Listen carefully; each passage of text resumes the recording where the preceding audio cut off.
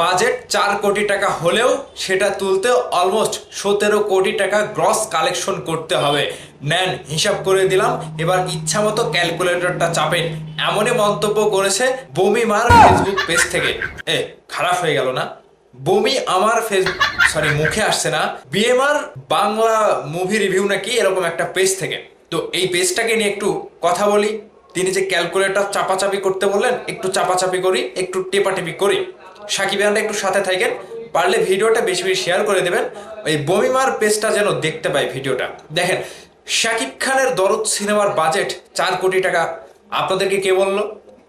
আপনারা কি শাকিব খানের কাছে গিয়ে, শাকিব খানের কাছে থেকে শাকিব খানকে আপনাদের কানে কানে বলেছিল? এই পেজটি কে চালান, মেয়ে নাকি ছেলে? একটু জানতে চাই। মানে শাকিব খানের দরদ সিনেমাটি নিয়ে শাকিব খান ভাই কালকে বলল যে শাকিব খানের দরদ সিনেমাটির বাজেট অনন্য মামুন তুফানের মতো পায়নি। মানে তুফান সিনেমাটি প্রায় 10 কোটি টাকার সিনেমা ছিল, দরদ সিনেমাটি তার থেকেও কম বাজেটের। এখন কোন সময়ে শাকিব ভাই বলল যে দরদ সিনেমাটি 4 কোটি টাকা বাজেটের? বলেছে কি? আপনারা কি শুনেছেন? আমি তো খেয়াল করিনি, কিংবা শাকিব ভাই বললেও আমি শুনিনি। বলেছে আমার মনে হচ্ছে না।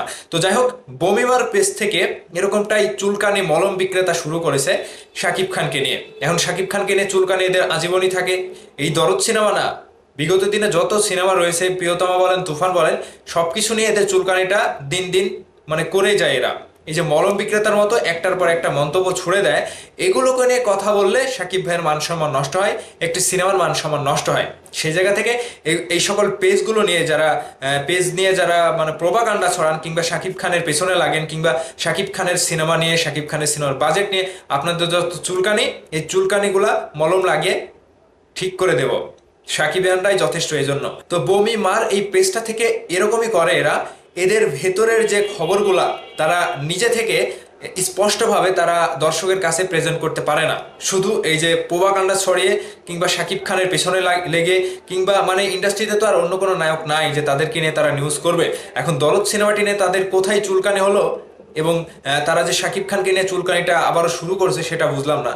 শাকিব খানের দরদ সিনেমাটি অলমোস্ট যত টাকার ব্যবসা দিয়েছে, এর মধ্যে কিন্তু দরদ সিনেমার বাজেটের টাকা উঠে এসেছে। এখন এই যে শাকিব খানের দরদ সিনেমাটিকে নিয়ে কি পরিচালক লস খেয়েছে? না, লস খায়নি।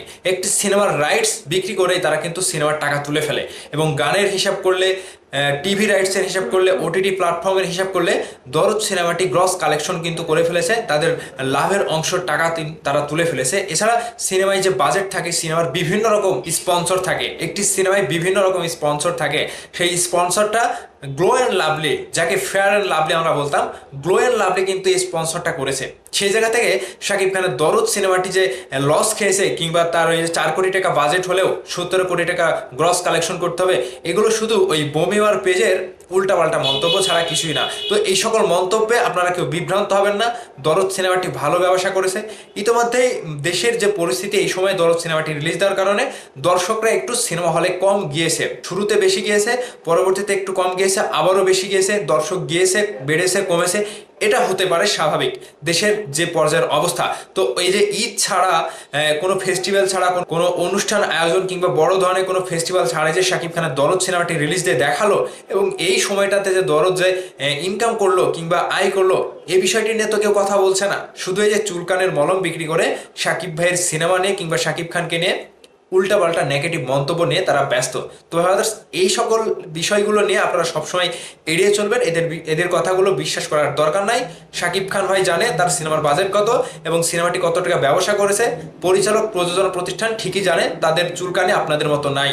তাদেরকে না চুলকালেও আপনাদের চলবে। আর এই সকল এইসব বমিমারা পেজ থেকে আপনারা দূরে থাকবেন। এদের নিউজগুলো, এদের ইনফরমেশনগুলো আপনারা কেউ দেখেন না, এগুলোকে বিশ্বাস করেন না। তো ভাই আদার্স নিউজগুলো আপনাদের সাথে শেয়ার করতে এই ভিডিওটা করা। ভিডিওটি নিয়ে আপনাদের মতামত এবং এই বমিমার পেজ নিয়ে আপনাদের মতামত ভিডিওর নিচে অবশ্যই কমেন্ট করে জানাবেন। ভালো থাকবেন।